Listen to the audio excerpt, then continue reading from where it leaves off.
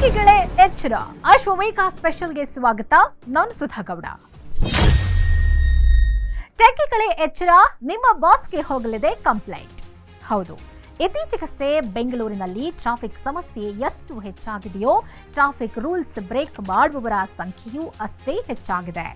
ಅದರಲ್ಲಿ ಇಂಟ್ರೆಸ್ಟಿಂಗ್ ವಿಚಾರ ಅಂದ್ರೆ ಐಟಿ-ಬಿಟಿ ಕಂಪನಿಗಳಲ್ಲಿ ಕೆಲಸ ಮಾಡುವ ಟೆಕ್ಕಿಗಳೇ ಅತಿ ಹೆಚ್ಚು ಸಂಚಾರಿ ನಿಯಮಗಳನ್ನ ಉಲ್ಲಂಘಿಸ್ತಾ ಇರುವುದು ಕಂಡುಬಂದಿದೆ. ಇದಕ್ಕೆ ಕಾರಣ ಐಟಿ-ಬಿಟಿ ಜೊತೆಗೆ ಕಾರ್ಪೊರೇಟ್ ಕಂಪನಿಯ ಕೆಲವು ನಿಯಮಗಳು. ಐಟಿ-ಬಿಟಿ ಕಂಪನಿಗಳೇ ಹೆಚ್ಚಾಗಿರುವ ಬೆಂಗಳೂರಿನಲ್ಲಿ ಬಹುತೇಕ ಮಂದಿ ಇಂತಹ ಕಂಪನಿಗಳಲ್ಲೇ ಕೆಲಸ ಮಾಡ್ತಿದ್ದಾರೆ. ಕಾರ್ಪೊರೇಟ್ ಕಂಪನಿಯು ತನ್ನ ಉದ್ಯೋಗಿಗಳಿಗೆ ವಿಧಿಸುವ ಕೆಲವು ನಿಯಮಗಳೇ ಟೆಕ್ಕಿಗಳು ಟ್ರಾಫಿಕ್ ರೂಲ್ಸ್ ಬ್ರೇಕ್ ಮಾಡೋಕೆ ಕಾರಣ ಎನ್ನುವ ಶಾಕಿಂಗ್ ನ್ಯೂಸ್ ಬಹುತೇಕ ಮಂದಿಗೆ ಗೊತ್ತೇ ಇಲ್ಲ. ಸಾಮಾನ್ಯವಾಗಿ ಐಟಿ-ಬಿಟಿ ಕಂಪನಿಗಳು ಅಂದಮೇಲೆ ಒಂದಷ್ಟು ನಿಯಮಗಳು ಇದ್ದೇ ಇರುತ್ತೆ.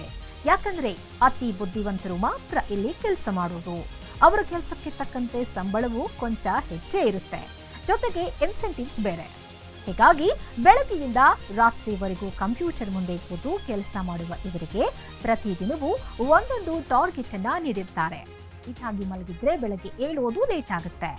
ಎದ್ದ ಮೇಲೆ ಎಂದಿನಂತೆ ಸ್ನಾನ ತಿಂಡಿ ಮುಗಿಸಿ ಆಫೀಸಿಗೆ ಹೊರಟ್ರೆ ಮತ್ತದೇ ಟ್ರಾಫಿಕ್ ಜಾಮ್. ಆ ಟ್ರಾಫಿಕ್ ನಲ್ಲಿ ಸಿಲುಕಿದ್ರೆ 10 ನಿಮಿಷವಾದ್ರೂ ಆಗಬಹುದು, 1 ಗಂಟೆ ತಡವಾದ್ರೂ ಆಗಬಹುದು. ತಡವಾಗಿ ಹೋದ್ರೆ ಬಾಸ್ ಕೈಲಿ ಬೈಗುಳ ಕೇಳಬೇಕಾದೀತು ಎನ್ನುವ ಭಯ. ಇನ್ನು ಪ್ರತಿದಿನ ಆಫೀಸ್ ಲಾಗಿನ್ ಮಾಡಿದ ಮೇಲೆ ಆ ಇಡೀ ದಿನದ ಕೆಲಸದ ಬಗ್ಗೆ ಒಂದು ಮೀಟಿಂಗ್ ಇದ್ದೇ ಇರುತ್ತೆ. ಆ ಮೀಟಿಂಗ್ಗೆ ಸರಿಯಾದ ಸಮಯಕ್ಕೆ ಹಾಜರಾಗಲೇಬೇಕು. ದಿನದಲ್ಲಿ 9 ರಿಂದ 12 ಗಂಟೆಗಳ ಕಾಲ ಕೆಲಸ ಮಾಡಲೇಬೇಕು ಎನ್ನುವ ಒತ್ತಡ ಬೇರೆ.